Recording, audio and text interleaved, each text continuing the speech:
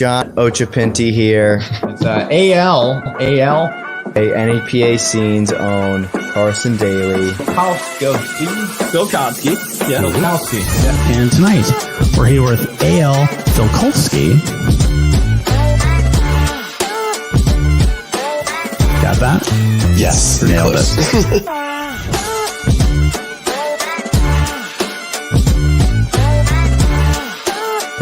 So, man. It's been a while.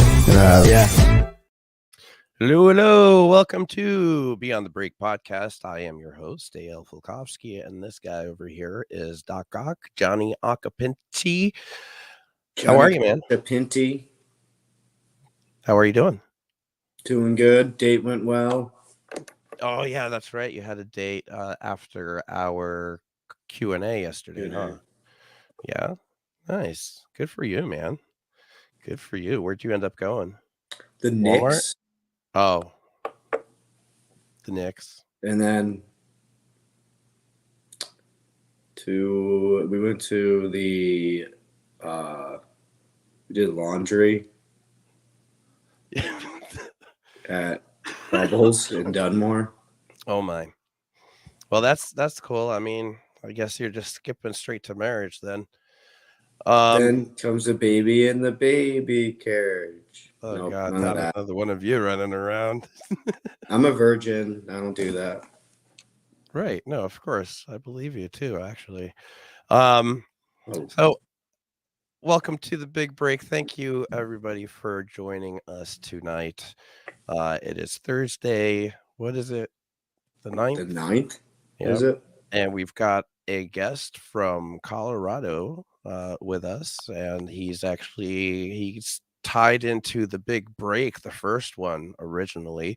His name's Doug Bohm, and he started his music career in 1984, releasing his first rap track in a small white town out in the middle of nowhere, Illinois. A couple of years later, he co-founded a metal rap outfit, Degenerate Crust, disbanding in 1992 after 5 self-released albums, all while serving 6 years as an electrician in the U.S. Navy. Damn. While on a 2-week tour of Colorado with Chicago funk rock act Simple Simon, he loved what he saw and he decided to stay. And that's kind of, I did the same thing. My last duty station was actually at Buckley Air Force Base in Aurora, Colorado. And when I separated, I fell in love with Colorado and stayed for a while. Obviously, I'm not there anymore. Doug also ran a recording studio where he acted as producer and engineer, started a nonprofit environmental organization dedicated to the environment and live events, Bands for Lands.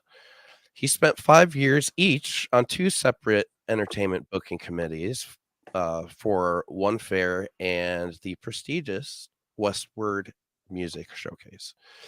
While maintaining autonomy as a freelance producer, he has booked and marketed hundreds of shows before joining the nightclub hospitality group Co-Clubs, where he was the marketing director for 8 venues consisting of 25 stages and patio decks, as well as performing as talent buying duties for everything from jazz, experimental, hard rock, reggae, soul, and world music to dance and DJs, electronic artists, all that stuff, amounting in thousands of shows during his time there. He has an extensive passion for live music in all genres, venue operations, pulling from a wide resource of originally formed connections. So, and I'm happy to say that I'm one of those organically, not originally. What am I talking about? What are the originals? Like his friends from like just childhood? people you meet on the way, man. On the road of life. Rockstar Aaron, how you doing? It's Rockstar Aaron. Oh yeah. So if you haven't seen the show before, we always play 2 songs, all original stuff, no covers and not your mainstream, stuff either. So I was, being that we have a Denver or Denver metro area guest, I decided to go ahead and play some Colorado music for you. So we have New Era, which they're actually from Florida, but the lead singer, Jeremy, is a Colorado native, and they went on tour in 2012 from Florida to Denver, finishing their tour at the Gothic Theater, and asked us to do a video for them. So here you go. This is New Era Undone. You check us out on Facebook, Reverb Nation, New Era, NUERA. We got all of our information up front, man. Please friend us. We'd love to come back. 2 songs in, I'm already loving this. Here's Undone.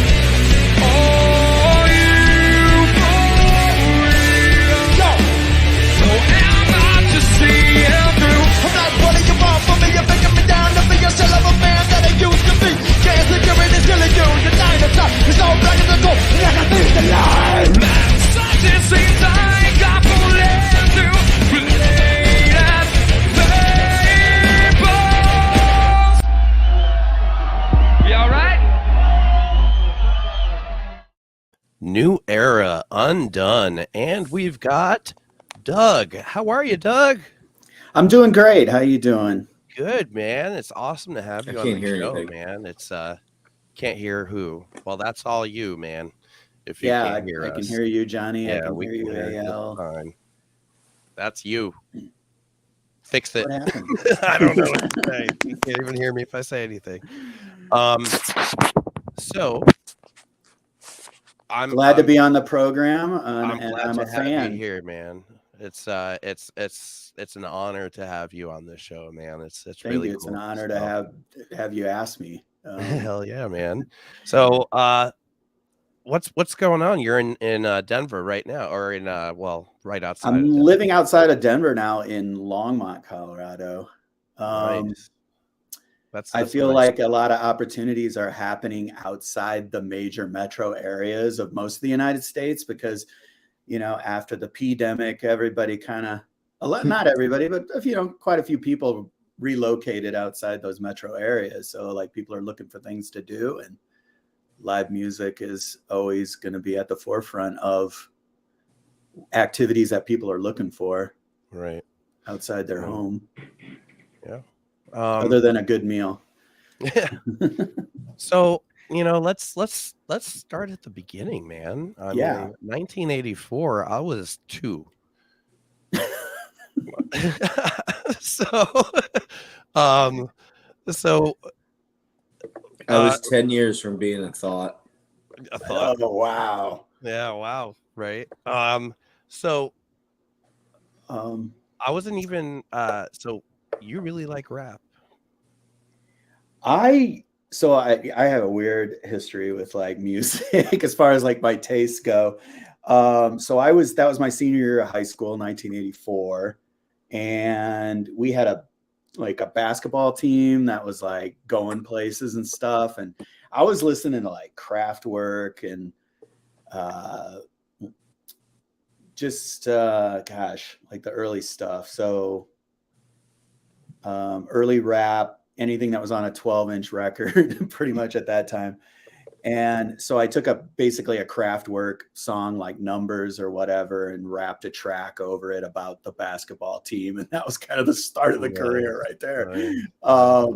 Yeah, because it was like circulating around the school, and it's like, kind of had like the self-referential stuff. Well, everyone shout outs to people. Man, yeah. I mean, and that's the thing is like I always feel like that's the best place to start is in your local community, whether you're starting in high school or whatever, you got to build your fan base. And it's kind of where it really begins. Like you can't just jump onto the global stage. No. That's what they want you to do now is like, they want you to just go right on Spotify and compete with the 50,000 songs that they're putting out every single day. And that's just not realistic. Right. Yeah. So we'll get to that later because I have a whole process that. So you also served in the Navy. Thank you. So that year I graduated and went into boot camp that summer of '84 and did 6 years as an electrician. And I was stationed in Florida for a short period of time for school, and then headed out to San Diego. And I was in San Diego for about 5 years and 4.5-ish, and just always going to live shows like all the time. I think we were out, me and my friends, we were out probably 2-3 nights a week, hitting shows like the Bacchanal, and like there's a place that was, I think it's still there. It's called Iguanas. It was in Tijuana. So you'd go across the border, and the beauty of having a venue in another country right on the other side of the border is that there's no rules. So they had all the best like heavy metal and rock bands of that time. Like I saw the Dead Milkmen and Chili Peppers and Testament and Social Distortion, like at that venue, and people would be jumping off the second floor onto people on the bottom. I mean, it was the craziest stuff you ever saw. Wow. And that was just that I just was caught up in the energy of live music in those venues back then. It's hard not to. It's hard not to. Yeah, it's just like it pulls you in. And you wonder, like, it's like everything's kind of so controlled in the United States. Like there's so many rules to run venues and security and how much capacity you can have and, who gets what and how much of alcohol and things like that. I mean, but back then it was like really it was just the beginning. There was no rules. Free for all. Yeah. Yeah. Nice. Throw out the rule book. Yeah. Well, I know how you feel about rules, so. Exactly. All right. Let's see. So yeah, you went to Colorado, right? With so as soon as I got as soon as I got out to Simon, right? Yeah. Oh, that tour. So actually, when I was in the Navy, after about the first year, and I was coming back to Illinois, to this small town, and co-formed a band with some of the guys I grew up with that had the same interests. I had a friend that was like I've known since third grade that was on drums, and another guy that I'd met, as probably pretty much senior year, and he was like the primary songwriter and chief producer of the band. And I basically invested in like the recording equipment, and I was doing everything from like playing harmonica to keyboards, and then just handling most of like the rap and screamo vocals like that I was doing at the time. What year was this around? So the band was primarily from 85 to 99, 92. 91, 92. We put out our first, we've actually did a whole 2 albums more of like material that we never ever released. But like it was all cassette distribution, selling it out of the trunk of the car kind of thing, just going around to wherever the, kids were hanging out. We would just pop the trunk and show them the tapes, and then say, you got to have this tape. And we'd sell it for kids, like $5. Yeah, you want some of this candy here? So that was kind of it. And, it was half like kind of rock, like mostly like we had like radio rock tunes because the guitarist sang, the bassist and chief songwriter sang, I sang, it's like and so it's kind of a very eclectic mix of people. So there really wasn't like, they called me the lead thinger instead of singer because I was kind of more of a showman front man than actually trying to perfect any vocal style. Actual vocals, right? Yeah. It's just like attitude. And it was like, to me, it was like the shows. We were trying to work our way up to that, but we just kept recording all the time. Like we would go in a studio and say, hey, we're going to come out with 3 songs today, and it would just be crunch, crunch, crunch, crunch, crunch. So that was kind of my probably pretty background crunchy too. I would imagine it's very crunchy. Right. Like the guitars, like we had even a special patch on our guitar effects processor that I think was called Degenerate Crunch or something. So that's fitting. Yeah. And we just would always run all our guitars through the same patch basically. And then eventually you ran a recording studio, right? Engineer. I don't know what happened to any of the bands that recorded there. Simple Simon, the guys that I came out with from Chicago, and I believe they're still chugging along. Every few years they do a reunion show up in Chicago, like they play the Metro up there, and just and notorious band up there. They have their own like record label up there, just producing a bunch of stuff. And they came out, they did some demo tracks at the studio when I had that. And I had a band called Funky Fish and the Toast. Like, I don't know what happened to those guys. Like just, mostly young people that you're trying to help, trying to develop. Right. And just, I was looking for quirky. I was looking for all sorts of I wonder if they were high when they came up with that name. And they spelled funky like monkey, Fonkey. Funky. So I was like, you guys are definitely high, right? Yeah. Yeah. And then you also tell me about the nonprofit.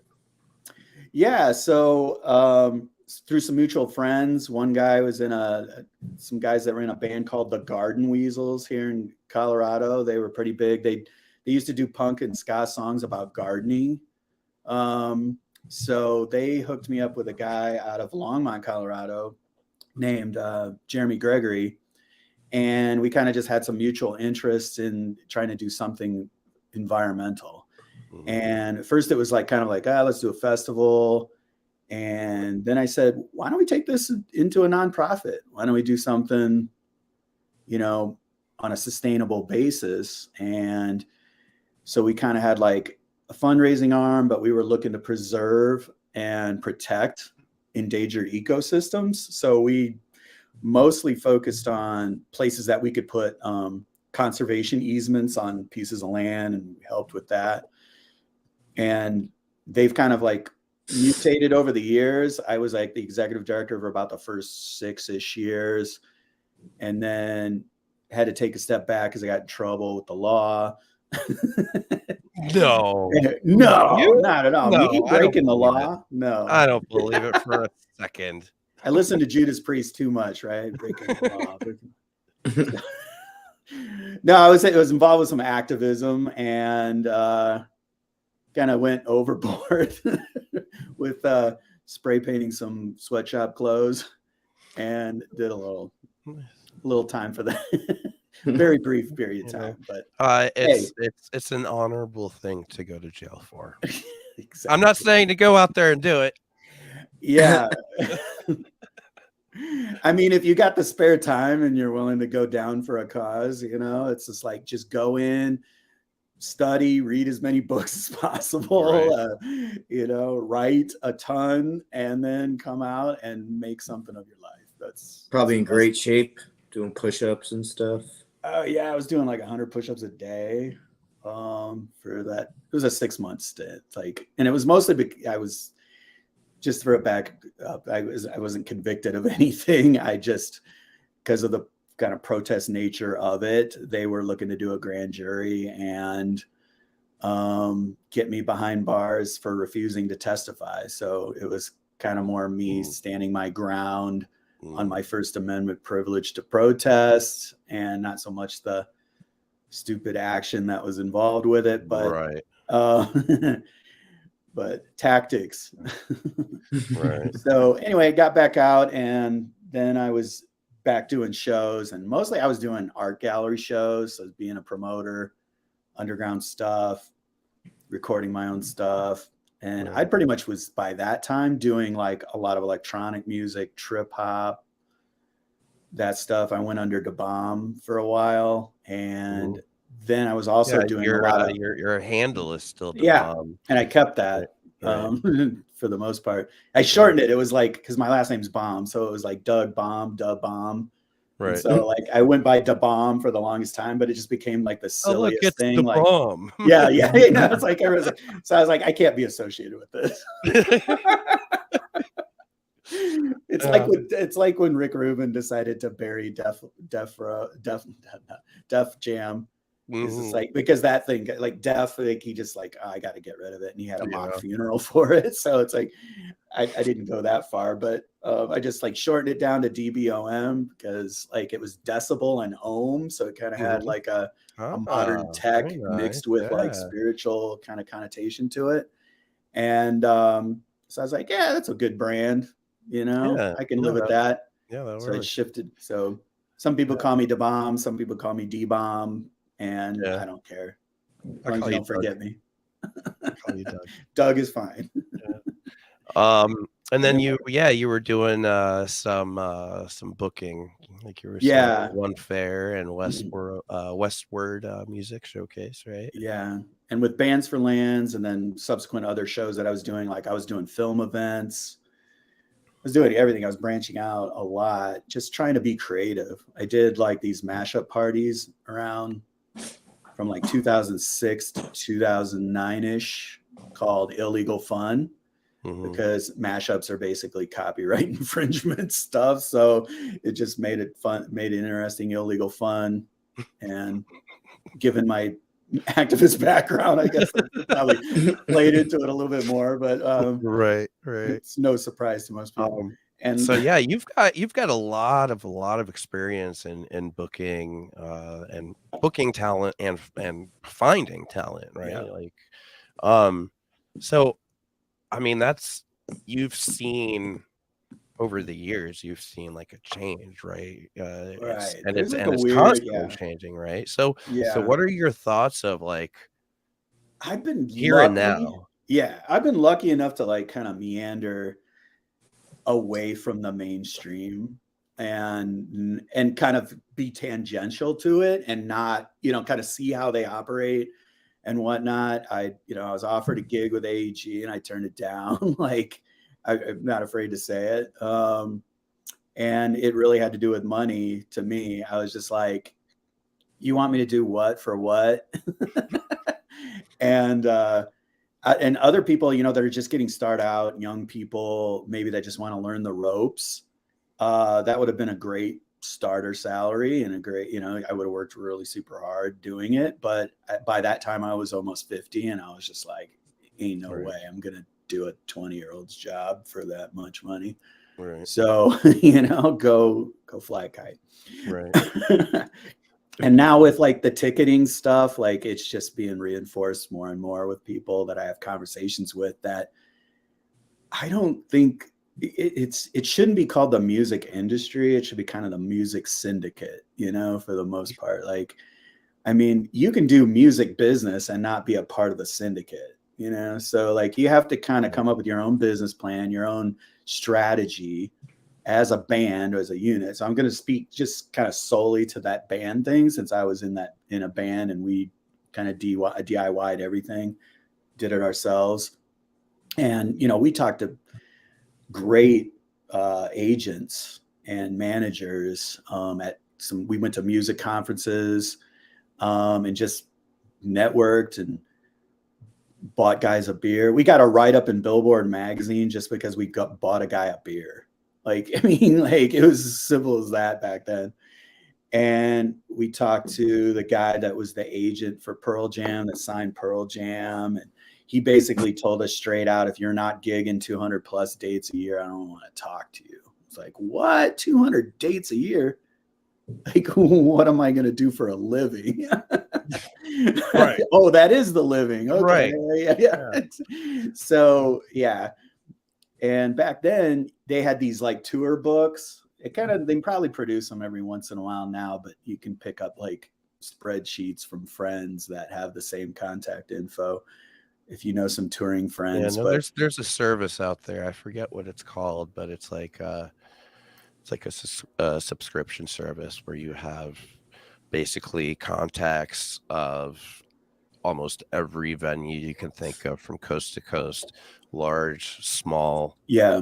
There's Polestar. I mean, Polestar still is probably a go-to for anybody in the maybe that's industry. The one, yeah. And then there was like the music industry directory, music industry guide or something like that for a while. I don't know if that one's still in publication.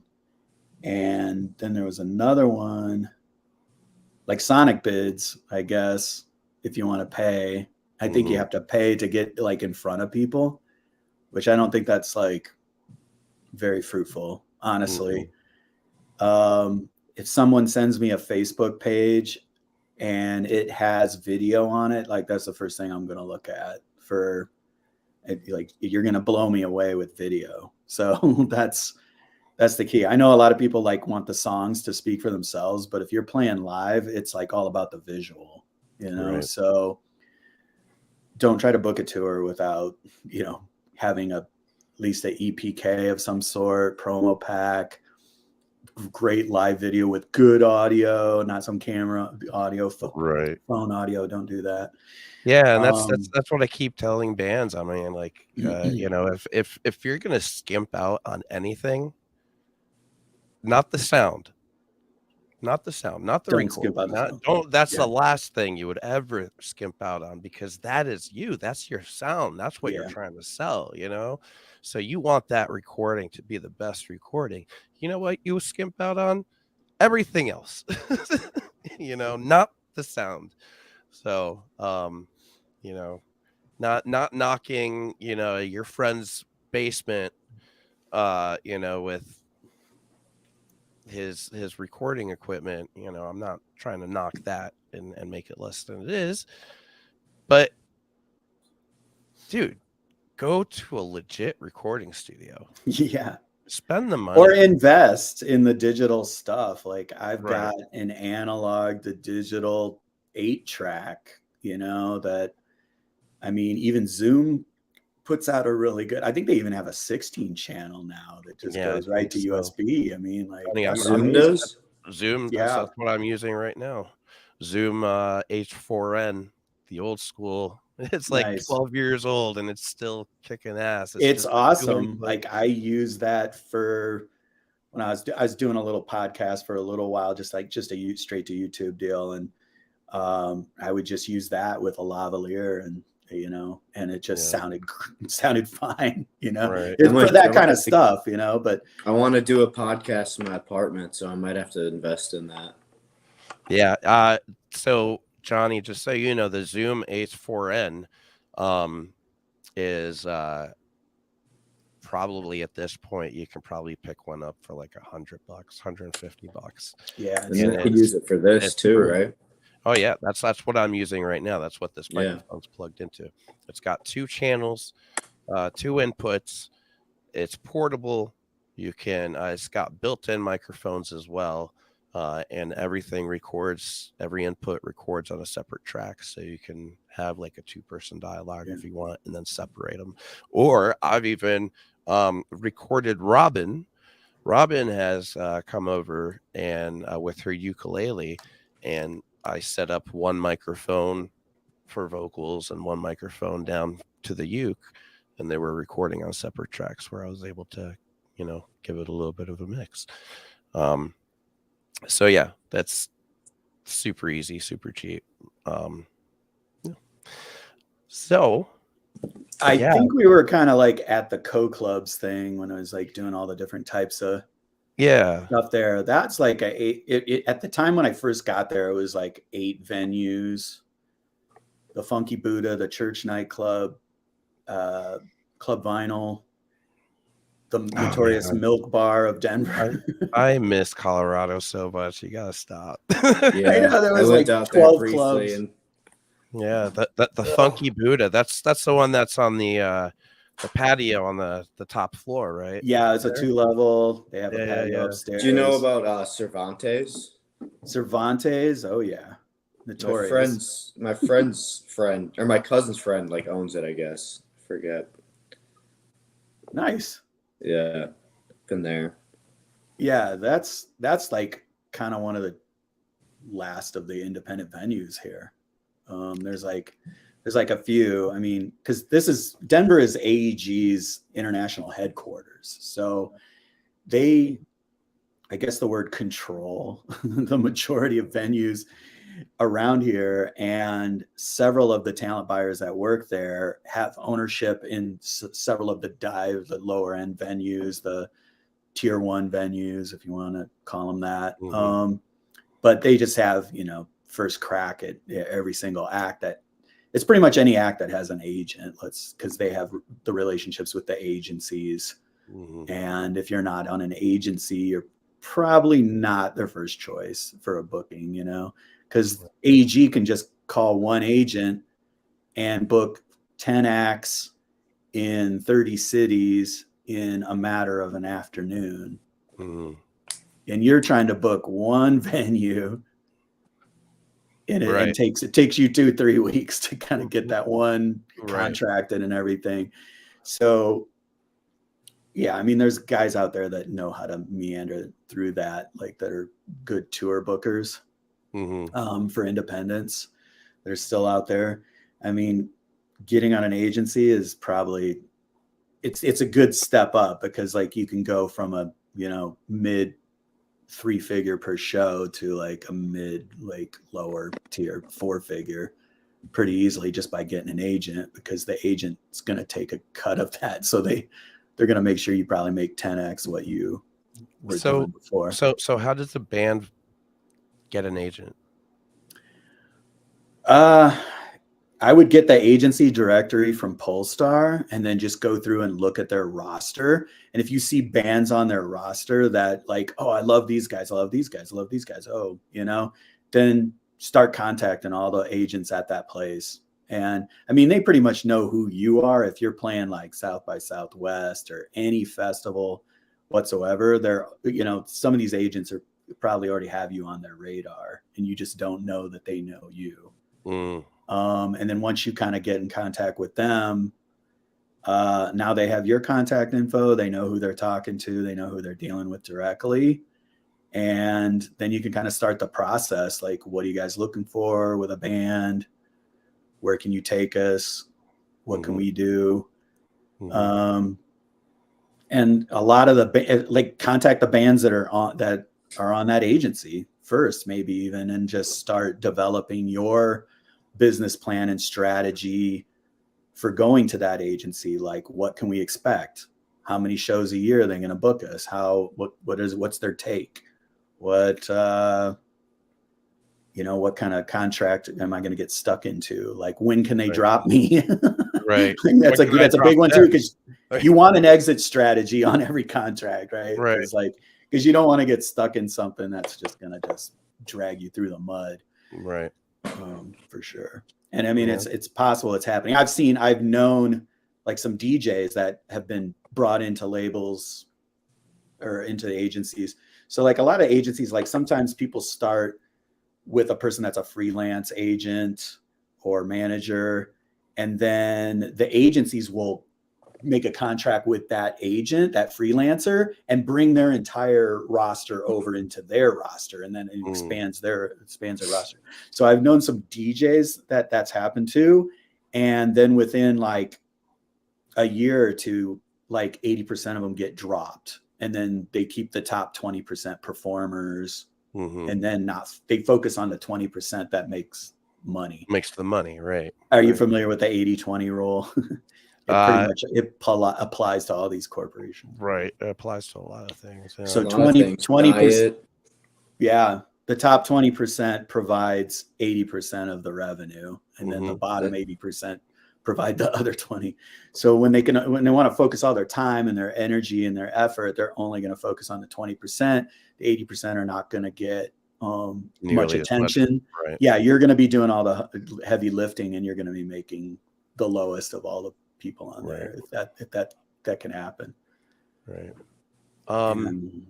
So you've years and years and years experience working with venues and working with musicians and different types of performers and acts, and now you're looking to start your own venue, taking on a venue in Colorado. Let's talk about that. Tell us about that. It's still in the kind of like negotiation process, but we've been at it for like 4 months.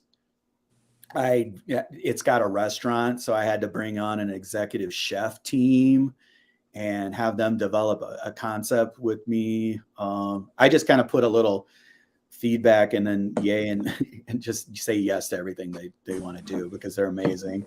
And so it's in the outskirts of Denver, about 40 miles away. And it's a good place because there's no live music venues, but there's a lot of people.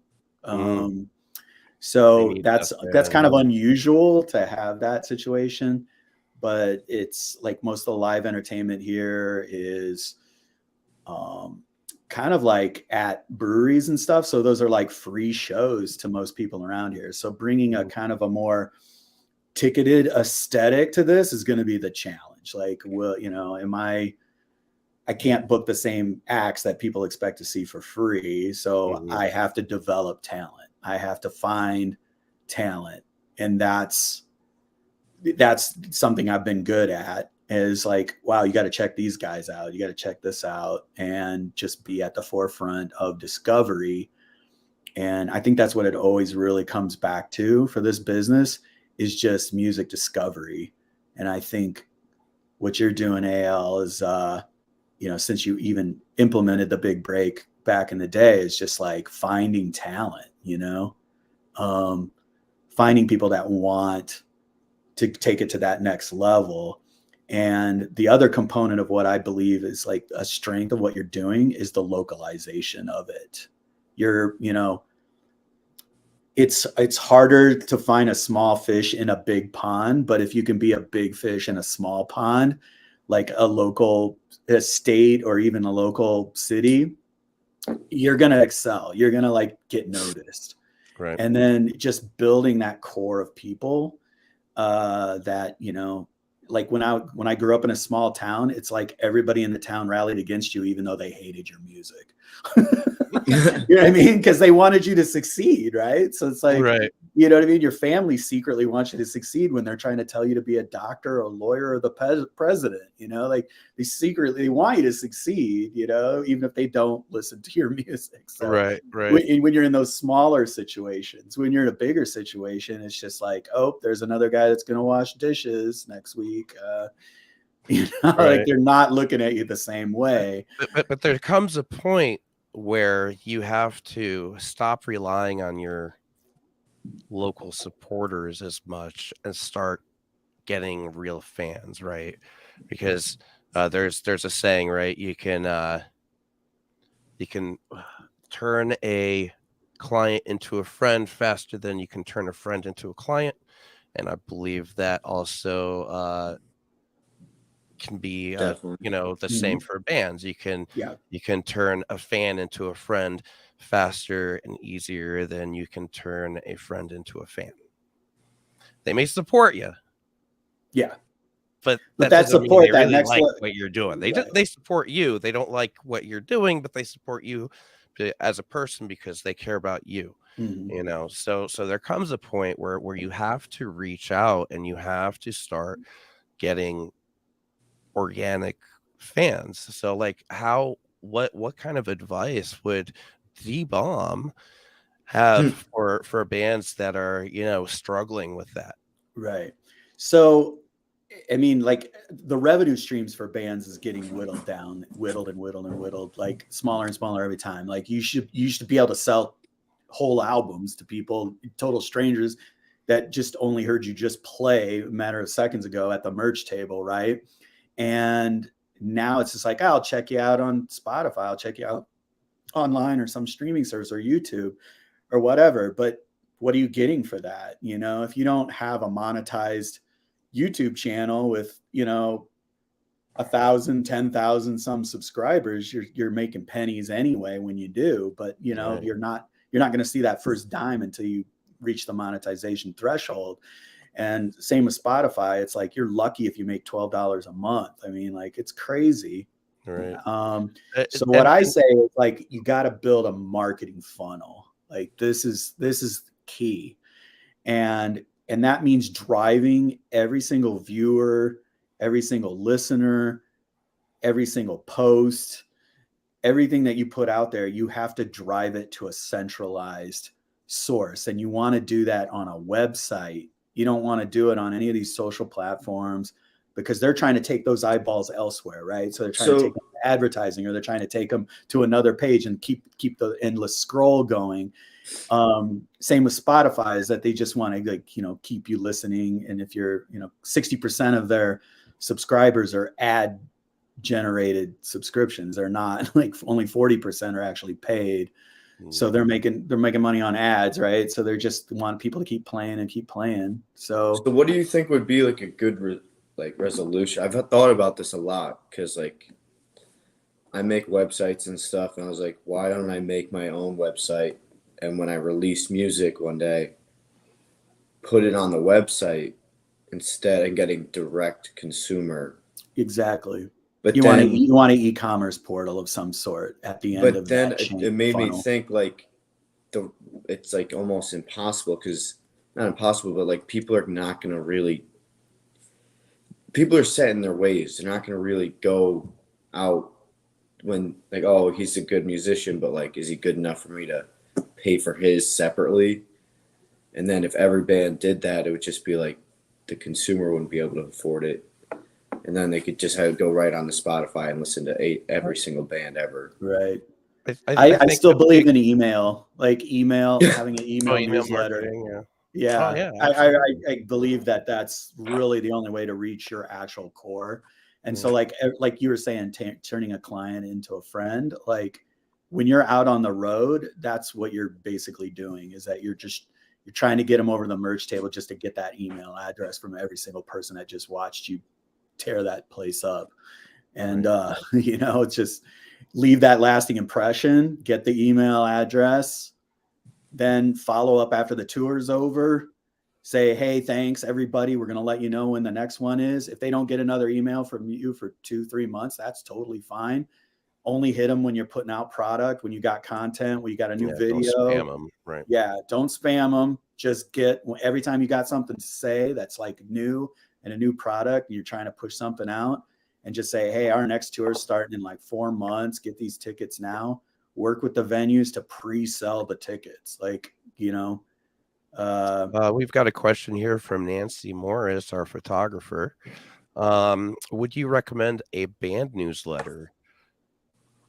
Send out. Like a specific company? Wow. It's like basically comes down to what you can afford and how big your list is. Because if your list is like fairly small, you could probably get by on most any service like MailChimp or whatever. I see a lot of people use MailChimp. There's also like open source WordPress ones. Like if you have a WordPress related site, you could use a plugin to set up your own email database on your own site. It's not going to look spectacular unless you're a good designer, or just hire a designer to make you an email template that you can use every time you send out your newsletter. I would recommend that if you're really trying to save some cash. But if you just don't have the time and don't know anybody, just go straight to MailChimp and sign that up. You're going to pay the more people you have, though. That's the only problem. There's so we, the Big Break, we upgraded to Google Workspace. Nice. And so basically now our email addresses, for example, are all, first name at thebigbreak.org. Now, something cool that comes with Google Workspace is where you can, it has an option there where you can send individual emails to everybody in your in your address book. You know what I mean? So you write one email, it sends them separately, and then it also adds a little unsubscribe link at the bottom. And what happens if they hit unsubscribe, the next time you run that, it's going to send it to everybody except for that person. You know what I mean? But they have the templates already built in. You just you put your logo in there, you adjust the colors to fit your branding, and I thought that, because before that I was looking into like, man, I'm gonna have to start paying for MailChimp now and this and that. So a couple of things to go from that is get a domain name. I would get a domain name. They're super cheap. And then get one Google Workspace license, and I think it's like $6 or $12 a month or something. Yeah, and it's then really you have expensive. that email address, and now you also have that newsletter capability as well. So then there's a lot of other awesome tools that come with it. So that I keep finding new tools in Google Workspace, every time I log in. But it really helps. It also helps with being able to share spreadsheets and calendars within your band or within your group or whatever.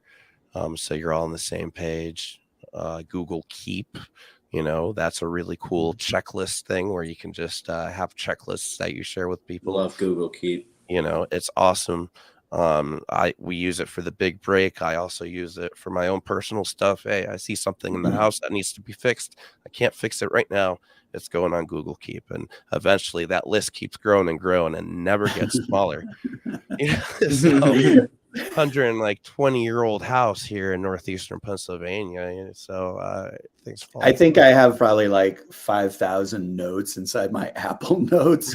Yeah, because I had the first Apple iPhone, and just like it just kept getting on there. I just love going back because it's kind of like a time capsule inside of an electronic device. Yeah, they should do memories. You know how like Facebook, does or Google Photos. That's also another good one. It has memories. But so I didn't know that. I didn't know that about the Workspace stuff. I know that they just sent out a a new update on it. I did see, but I have been on Workspace before with a company, and Yeah, we did the I would recommend every Google product. yeah, back when I had eFilth Productions in Colorado, we did the Google Workspace or the Google, I think they called it Google Business or something back then. It was called something different, and they didn't have nearly, and we're talking 10 years ago too, you know, so they didn't have nearly the amount of bells and whistles that they do now. And yeah, like I said, I'm constantly finding new things, and it's really cool. And you know, technology is your friend when it comes to this. It really is, because being in a band, especially if you know how like every band has one person that's like got their head on straight, you know, and like no, you know, this is what we got to do. They make the phone calls, they do the posts, they make sure everybody's on time. They're the ones that like they may not lead the band on a musical level, but on a business level, they're like, yeah, this Yeah. is, you know, they keep track of, you know, so having that tool is just awesome. So, Yeah, on the, and on your website too. Integrate your Bandcamp page. If you're like if you're doing like original music and stuff, I would focus on Bandcamp 100%. And part of that is why I say that is because they just got bought like a year ago by Epic Games, and so there's a whole ecosystem that's coming with, you know, Epic has like Unreal Engine and stuff, and it's like open source. And there's all these people using AI to write code for Unreal Engine to create these new worlds and, you know, Web 3.0 stuff. And all they have to do in a few years is flip that switch where everybody that's on Bandcamp will have their music available in the real metaverse, not the one that's controlled by Meta, but like right. the metaverse that's going to exist on Web 3.0. So from a technological standpoint, I'm really pro AI because it's all about speed and accuracy. And that was like, it kind of goes back to what I was saying about trying to chunk out songs in the recording studio as fast as possible, or, you know, trying to get, you know, it'll speed up that tour booking process. I was watching a video today about how to, and I went and actually asked the AI, like, how do I automate my email? So every time an email came in, it would read the email and it would suggest a response and create a response email and put it into my draft folder. So then the next morning I will come in and I will look at my draft folder of all the email responses and I'll be like, yep, that one's good. That one's good. Send. Boom. Knock out like 30 emails in like before coffee, you know, and get your days started and start like, you know, really just going at it. And I think like every band cannot afford to automate at least a little bit of their business side process, and having your Bandcamp page like integrated with your website and drawing that traffic over there, because you can make it where people can get a free song if they give an email address on Bandcamp. Right. So that's like another part of the whole marketing funnel is that you're channeling people there and giving them something for free, and they have to give in return. They get that email address. If they unsubscribe later, that's fine, because your loss rate is going to be way low compared to like nobody's going to give their email address if they haven't listened to one of the songs, you know. Right. And it's like, you want to give them a new song, that's great. You want to give them a B-side or a alternate cut or whatever, just of one of your popular songs, do that, you know. Make them part of the club, you know. A lot of people try to build like kind of on Patreon doing that sort of thing, and it ebbs and flows with the subscription model. Like you know, people sign up, they'll do the $2, $5 a month if they know you, whatever. Been like maybe 10 people that have really made any significant dent on Patreon. Right. And it's unfortunate. I love the concept of it. I just don't think subscription is a viable long-term model. Like, Right. even with Netflix, they're going to start losing a bunch of people right when they yeah. start. What's going to be the next big change? Because it's coming. It's coming.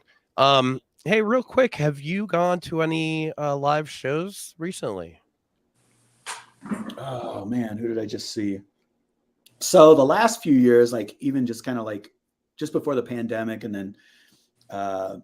then subsequently after things kind of opened back up, I've been doing a lot of work with like tributes and covers, like genre bands like yacht rock and stuff like that. And so I've been doing a lot of video work, so like visuals for production. So I've worked with like Genesis like bands and Eric Clapton tributes and just everything from like 70s, 80s up to the 90s. Like there's one band called TRL, which you can guess is like boy band and girl band stuff. And yeah, it's really wild. And just kind of trying to create an experience for the audience, and it's always good. But there's like so many few venues that have video screens. Like I'm just like so surprised. Like a lot of people just don't want to invest in giving a band a good,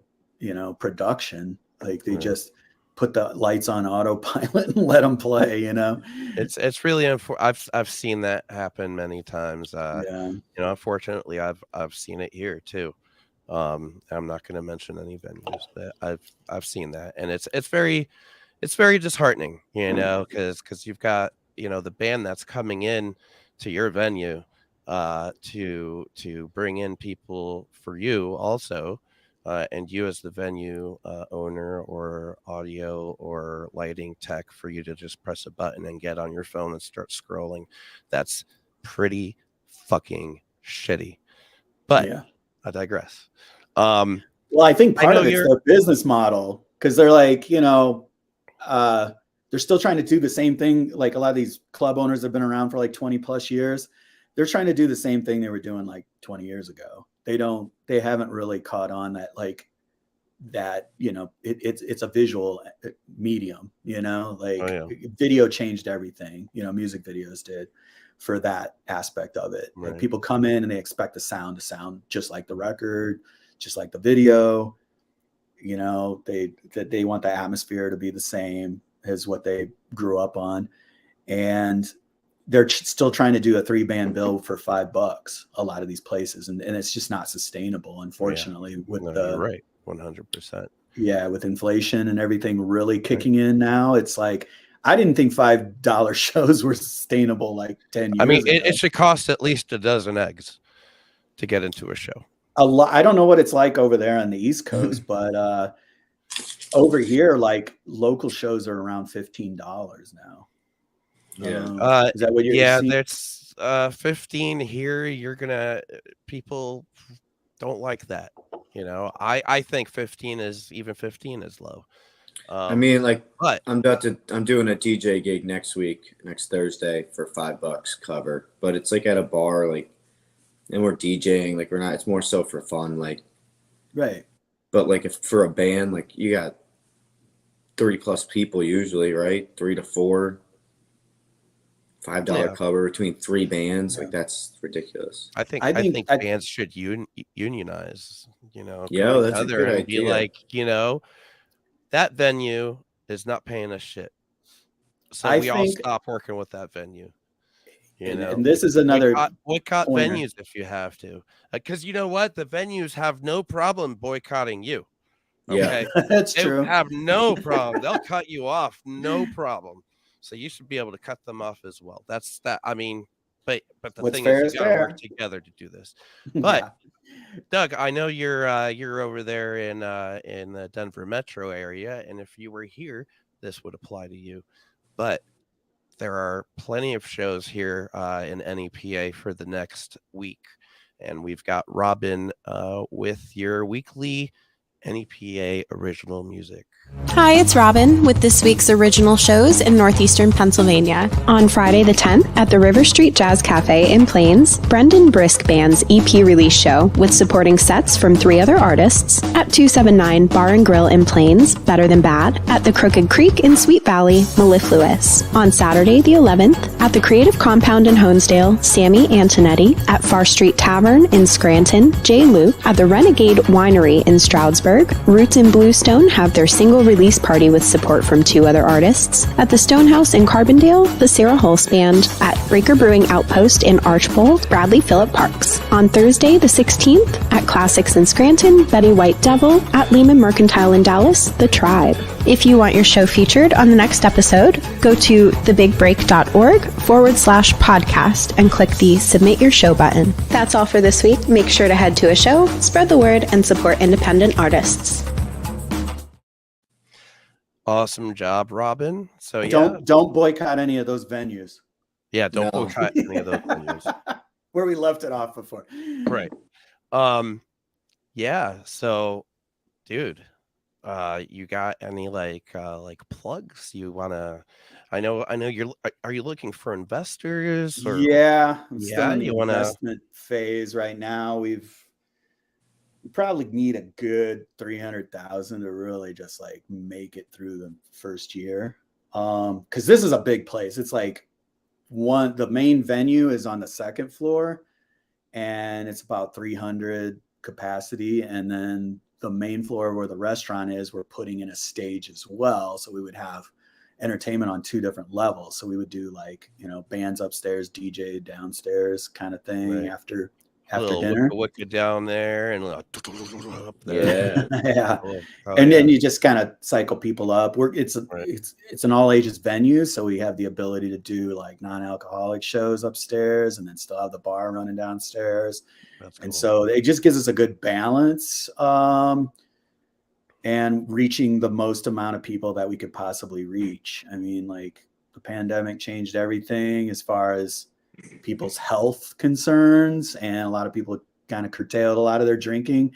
And to go back to the business model of venues, it's like people got to get out of their old thinking and start kind of like really expanding if they're going to survive. I mean, a lot of the older venue owners, I'm trying to convince them to sell, and let the younger generation come in, buy these places up, turn them into great venues that appeal to younger people, because a lot of venues aged over time and stuck to the same genres and music styles and kind of pushed new innovation to the side for a good decade and a half, and didn't really, they just kept trucking along because they're like, we're making money, I'm going on vacation, it's all good, and not really thinking about, people's taste changing. Right. People are moving towards like, is it immersive? Is it like, is there a DJ and a band? Like The combination of different. The only It's constant changed. in life is change. That's right. Absolutely, 100%. So how can people get a hold of you, Doug? If you want to check out Degenerate Crust, you could go to Bandcamp and put in Degenerate Crust, and you can find us there. I got 3 of the 5 albums up there because we had trouble remastering the first 2 because there was like missing tracks and stuff, but eventually probably get those out. And then if you want to find me, you could just email me. I'd prefer it if you just email me and I'll hit you back. Just doug@dbom.co. The CO stands for Colorado, I tell everybody. It's not com. It's not commerce. It's not company. It's Colorado, So yeah, man, thank you so much for being on here. Yeah. Hopefully Once I secure this venue and we get rocking for a while, I'd love to come back on the show and talk about that. Absolutely. We got to go visit you. Freaking 100%. Yeah, maybe beyond the break, on the road. Ooh, I like that. Live show. I like Do that. live from the road. We're live from the road. You guys go on tour. We That should Show the dirty nice. underbelly of the tour industry. Expose. Yeah. So, Doug, thank you so much again. Thank you, AL. Thank you, John. And we're gonna, you're out there listening to this. Please like this, share it, do all the things I don't need to say. You already know what you gotta do. Just do it. And to close out the show, we've got one more song from you or for you, and it's called "Social Epidemic." It's from No One Left Standing. Unfortunately, a few years ago, the lead singer Jimmy passed away. So, this one's for you, Jimmy.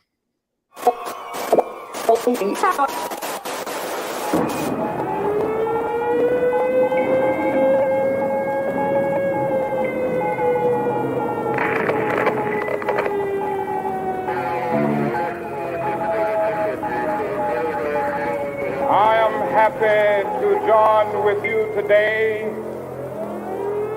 in what will go down in history as the greatest demonstration for freedom in the history of our nation.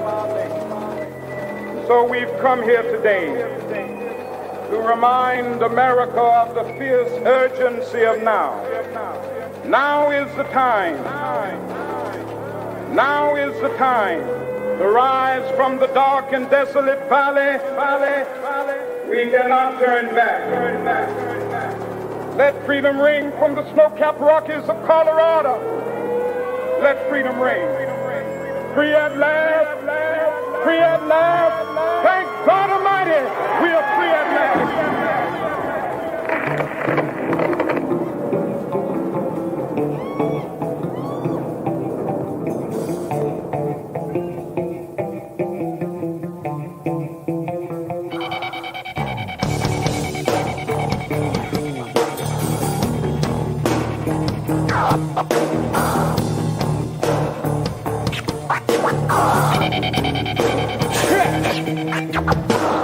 Ever-present, this social epidemic is spreading, manifesting itself in the adolescence of panic. Designated streets at the sleep, the suffering, and cool to breathe, and balance streams will let wandering just out of reach.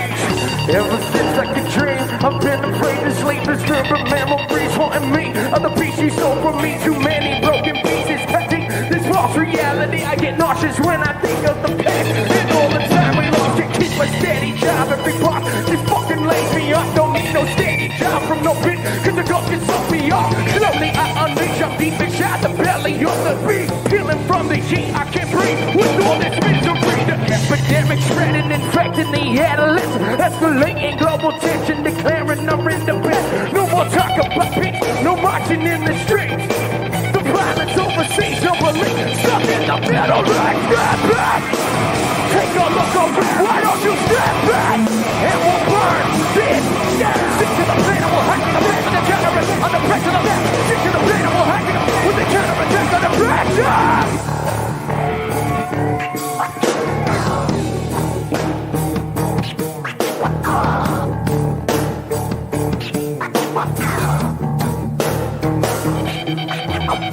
There's so much pressure embedded in every move. Gotta get this shit together forever. There's no surrender. Time to step into the center and sever up no begin. While attacking every measure, remember, there's no surrender. You insist I'm out of balance with zero talent. I lack the knowledge, nothing in my wallet, so off the wall. It's out of some 7 years in college. No pauses, no guilty cuts. Labor cheaper overseas, you're laid off. Your birthday, the office, post-apocalyptic existence. There's no resistance. Fucking filthy politicians, I refuse to be the victim. I'm a witness to the sickness that's spreading. Will no one listen? Fuck the system. I ain't got you politicians. You're distant. Slowly I unleash up deep inside the belly of the beast, killing from the heat. I can't breathe with all this misery. No talk about peace, no marching in the street. The violence overseas, no relief. Stuck in the battle like that. Take a look around, why don't you step back? And we'll burn this down. Stick to the plan and we'll hack it with the counterattack under pressure. Stick to the plan and we'll hack it with the counterattack under pressure. Step back. Take a look up, why don't you step back? And we'll burn this down. Stick to the plan